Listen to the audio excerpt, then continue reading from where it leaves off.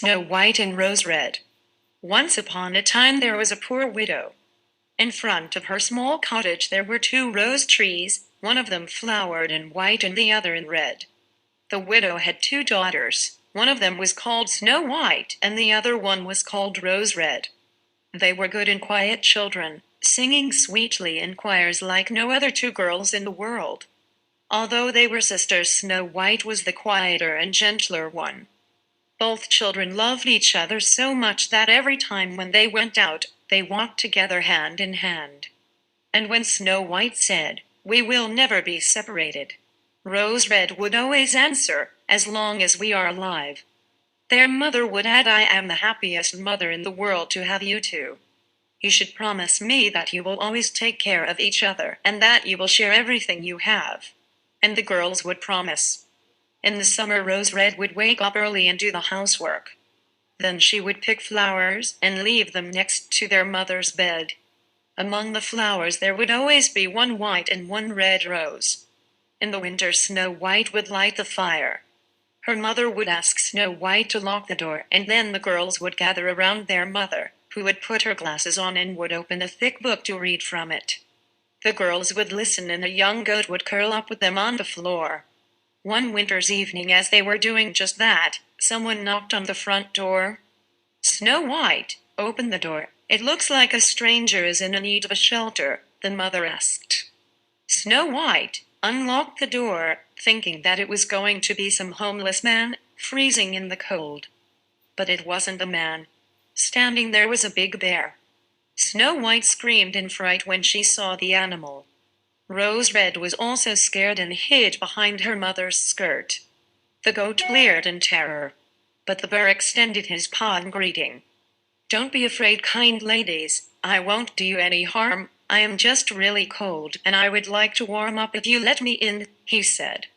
The three women looked in amazement and fear at the talking bear. Soon their mother came to her senses and told the girls to calm down and help the bear get rid of the snow he had on his coat. The girls did as their mother told them. Feeling warm from the fire, the bear fell asleep and everyone went to bed. The next morning, when the sun rose, the girls opened the door for the bear. He went into the woods to search for blueberries and fish, but he came back in the evening and again curled up by the fireplace. This continued through the winter, and the girls were so used to playing with the bear in the evening and to have him at home that when summer came and the bear had to leave, they were all very sad. "Where are you going to go?" Snow White asked the bear. "I need to go into the woods where I keep my wealth hidden from the evil gnomes. In the winter, when the earth is frozen, they cannot reach it. But in the summer, when the ground softens, they dig all over in a search of treasure. Once they get treasure, they hardly ever give it back," the bear replied. Snow White was really sad that bear was leaving. They hugged and bade each other farewell. Just as the bear was leaving the house, his skin got caught on the door handle, and it appeared to Snow White that gold shone under the bear's skin, but she wasn't sure. The bear ran out and soon Snow White lost him among the trees. One day, the mother sent the girls into the wood to gather firewood. As they were walking, they came across a big tree, which had fallen down across the path. On the tree there was a little man with a long beard, which was stuck under the tree. The man was jumping around the crack, trying to pull out his beard, but with no success. When he saw the girls, he turned his aged, wrinkled face in their direction. His eyes were red and it seemed that they would soon pop out. "What are you two staring at? Can't you come over and help? How did you end up like that?" asked Rose Red. "You curious thing. I was trying to gather some sticks in order to light a fire and cook a meal. Now stop asking stupid questions and quit that grinning. It's terrible," the dwarf snapped. The girls tried to pull, then push, then to somehow roll the big tree, but it was too heavy for them, so they offered to go and get help. "Ha! Is that the best you could think of? Who needs more people here? You two are more than enough anyway," the dwarf groaned.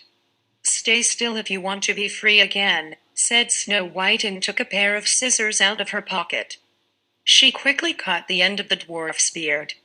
"What did you do, you stupid girl?" "How can you cut someone's beautiful long beard?" he barked. With that he threw his bag over his shoulder and left without even looking at them.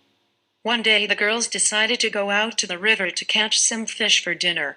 When they approached the river they noticed something which resembled a big grasshopper, jumping around the water as if it was ready to jump in it.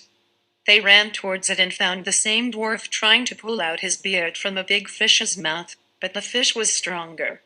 The girls grabbed him under the shoulders and tried to pull him, but the fish just wouldn't let the beard go. Snow White had no choice. She took out her scissors and cut off a small part of the dwarf's beard. "What is that? You frogs! How dare you bring shame on my face? My brothers will laugh at me now." Having said that, the dwarf took his bag, which was full with gems, and left without saying a word.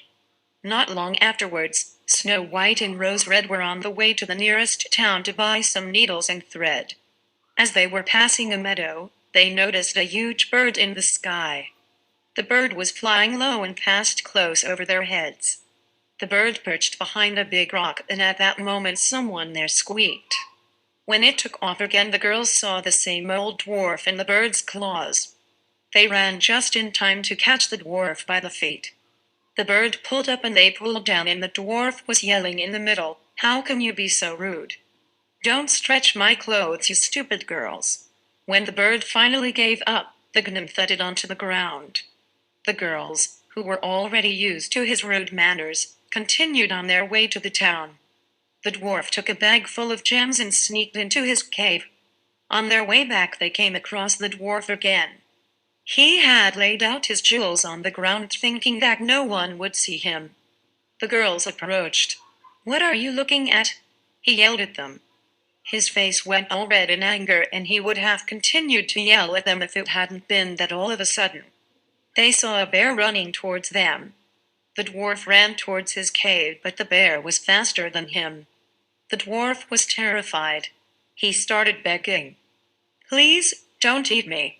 Here, take these lovely gems and spare my life." "Why would you eat me? I am so little. Look at those horrible girls over there. Eat them instead." The bear wasn't listening to him. With one swipe he knocked the dwarf over. The girls ran away, but the bear followed them.